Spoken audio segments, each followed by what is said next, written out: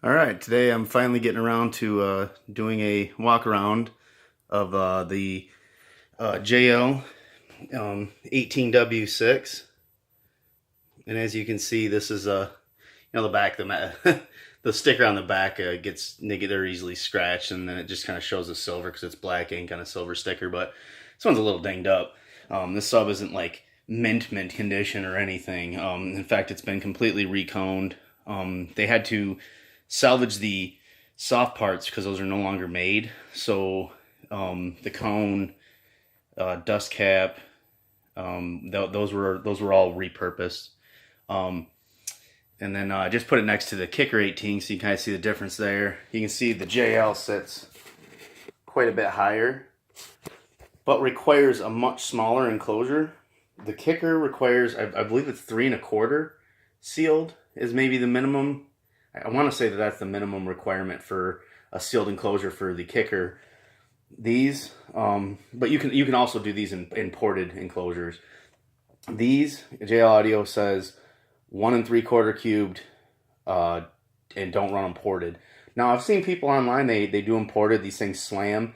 I guess the issue is maintaining. They have a difficult time maintaining linearity in the coil gap with the voice coil. If you run them ported, was the fear. So I'm sure I could get a lot more output running them in a ported enclosure, but they sound sweet in a sealed enclosure. And 1 3/4 to me seems crazy small. I do have it polyfilled, which kind of mimics it gives it the characteristics of a larger enclosure. But yeah, it sounds good in there. So I kind of been rolling with that. And two, it doesn't take up nearly as much room. Pair 18s generally will eat up any space you're trying to fit them in. Whereas these, I don't know, you can see the videos I have of these in the Suburban. There's still some room back there. Not like I set anything back there with these in there. I wouldn't want anything running up against them. So one thing I'll show you is that in 2011, the company that made these, because these were not made in-house by JL Audio, they used the leftover parts that they had laying around to put together as many of these as they could and sold them, and they sold out almost immediately. So the videos you'll see of a lot of these on YouTube, you can tell that they're not the original ones because they don't have this sticker and they don't have this boot. But what you'll see people say is, oh, that can't be a W6 because the magnet's much bigger on a W6 18. Well, this boot makes it appear larger than it is. If I peel it back, I mean, it's not like it adds a ton, but it definitely makes it look larger. But it just gives it a better finished look. You can see that. I mean, even the basket itself is taller than on the Kicker 18. This uses a double slug magnet. This is just one slug, but it's larger round. They're roughly the same weight, but this is rated for in Kicker back in at this time in the mid 90s through the late 90s, and even the early 90s. In their manuals, the listed spec was max watts. So I don't know if you're supposed to cut that in half, or because this is listed as 1,000 watts, whether you want to feed this 1,000 watts or whether it's really a 500 watt sub. These are listed very clearly 500 watts RMS, 1,000 peak. So a lot of people put a lot more power to them than that. I'm roughly putting, I figure, because I'm running them 3 ohm stereo, so I figure I'm giving them somewhere around 500. Because at 4 ohm it'd be 350, and at 2 ohm it would be 700. So I figure I'm right in that sweet spot, somewhere around 500 is probably the max that these are seeing. But yeah, I mean, I've seen people put over 1,000 watts to them. I mean, people have run 3 ohm bridged to a 2350, which would give you north of 1,400 watts to each of these. So I know there's some people that have put some serious power to them. I want to keep them around. They, like I said, they've been reconed, and the original parts aren't really available. I can show you if I can get enough light in there. There's the voice coil, and on other W6s, and I have a video of a 10, and I don't think I mentioned it. but they had a plastic section sitting on top of the basket that was the spider landing was actually like a little plastic piece that was attached to the basket. The spider landing is directly on the basket, which I believe is how they were originally. I don't believe that one was removed from here and this was the replacement. And then you can see there's where the voice coil, cone, and spider, the joint, it all meets right there.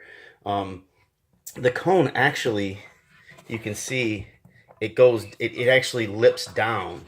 If I can get a good shot of that, which is interesting because usually the cone just terminates right there, and that would be like voice coil you'd be seeing. That's actually part of the cone right there that you're seeing, that it comes down and then turns and goes straight down, and that lip is actually part of the cone right there. You can see it where the light's shining on it right now. Another thing about this, this surround is not what they would have originally used. This surround is a lot thicker, so it's gonna not give it the same compliance. The original one was a much shorter roll on it. This has a very steep roll. It comes up like an inch. The originals were not like that. And then also the gasket. This is just a cheap paper gasket. I'm going to take this off and put a nice Rubitex gasket.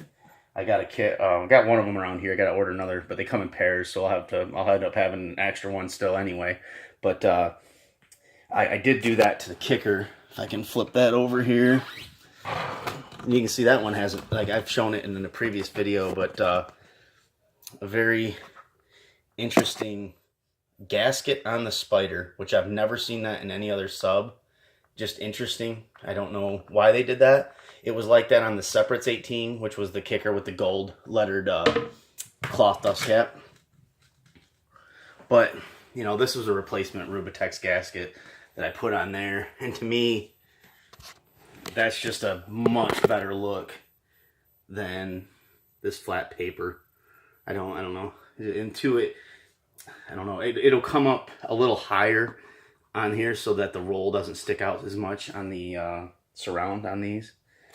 You can see this one has a dent to it, but you just can't get these cones anymore. So you kind of have to, you know, this one I guess was in pretty rough shape when the previous owner got it. I know the previous owner, and he took it to a guy who has done a ton of subwoofer work for him, reconing work, and does a really good job. And I mean, I've been beating on these for, I don't know, a couple years now, daily with that 2350 and a ZR1000. I had a ZR1000 hooked up to them for a while, and they absolutely pounded with that.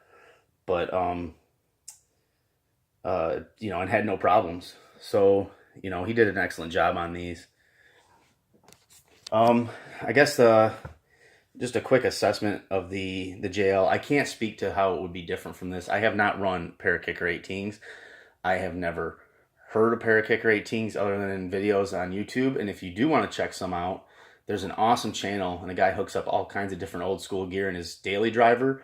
And then he has a kicker, fully kicker comp, tweeters, mids, mid bass, and 18s. He got 4 18s. It's a Joe Mama channel, and he has some awesome videos on there. He's got some really, really cool equipment, and he hooks up a lot of really cool stuff. So if you're into the old school stuff, I highly recommend checking out his channel. It's really cool, and his kicker build is amazing. It's in an old Dodge Dakota, and it's sweet. He does a really sweet job with that. It's kind of my favorite setup out there right now. So I can't do like a comparison with those. I can just say that from other 18s that I have heard, these, I mean, it's just got that W6. JL, I don't know, JLs to me have a particular sound, just as much as the kicker comps would. The JLs have their own, like, it's not like, I don't know what you call it. But it has, because it's a polymer or plastic cone, what do they call it, like timber or something, like that.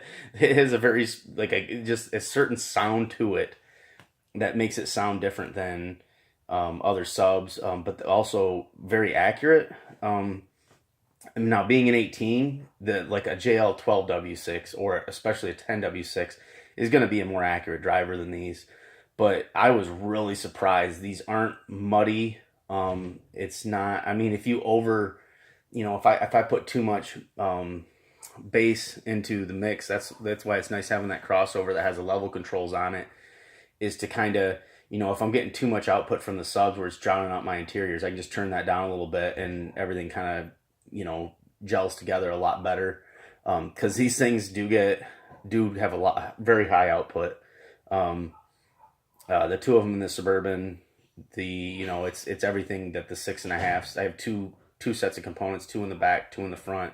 It's everything they can do to keep up with this with a 4100 running them. So every single component is seeing pair is seeing 200 watts or 100 watts. Every single speaker is seeing 100 watts. So except for the ones in the rear, I actually have them turned down because those are the old JL Audio ones, and I've done a video on those. They're really sweet sounding, but very, very low power handling capability. It was not like JL's top component set, but they were very efficient and they do sound sweet.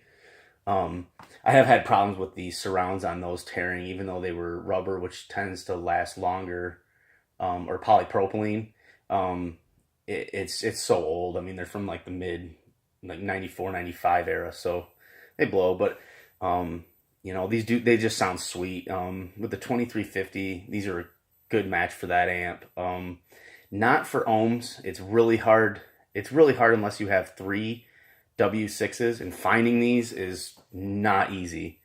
I pretty much gave up like about a year ago, and then I go on after not being on eBay or on the internet for a while, like a couple months, and I go back and I look at ended auctions, and there was like 3 of these that sold really quick, and one of them for actually a pretty good price at auction, and I'm really disappointed I missed out on that. But it was designed for 3 of these to be run together. That was kind of the W6 thing. So that you would present I'm trying to think what it would be. I believe that's how you'd get down to 4 ohms, because you would hook each separate sub up in series to itself with the dual 6 ohm voice coil at 12, and then bridge all 3 12s to present a 4 ohm load. And don't quote me on that. I understand ohms a lot, but I'm not crunching the math right here in my head, but I think that was the deal, what these were designed to do. Or you could do, you could do 3. So you could make these either a 12 or a 3 ohm. So with today's newer amps that go down to 1 ohm or even lower, I could hook 2 of these at 3 ohm in series, present a 1.5 ohm load to an amp and get a lot out of it. But that would just be for the, if I did 2 of these at 12 and then, series them to themselves and then hook those 2 up in parallel going to the amp, that would be a 6 ohm load, which is, I'm not getting the full amount out of it. Or it would actually be the same amount of watts as I have it hooked right now, stereo, each of these 3 ohm stereo, which doesn't pull the most out of the 2350. But it's putting right about the amount of max watts you want to drive these with, which is 500. And it's not putting a strain on the amp. The amp doesn't get blazing hot because the PC series can. And it's working for me. I'm happy with that setup. I don't feel like I'm going to damage these subs. I don't feel like I'm going to damage the amp. I'm not driving anything too hard, but it's crazy loud and it punches, and it'll punch you in the gut. It's, they sound really good. That Birchbox. That was another thing too. These subs aren't particularly heavy. I mean, they are for what they are, but you can see it's a stamped steel basket, but man, it's not the same gauge steel as you would see in most stamped steel baskets, and the same thing for these. These are just a beefy, thick gauge sheet metal that they stamp these out of. They're pretty comparable, I would say, as far as, to me, how they look, the weight of them, the build quality. It's all pretty similar.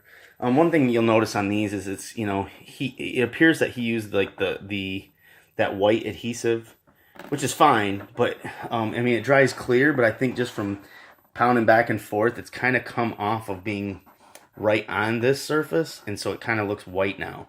Because when I first got them, you could see a little bit of glue overbleed, but it wasn't really noticeable. Now it's really noticeable.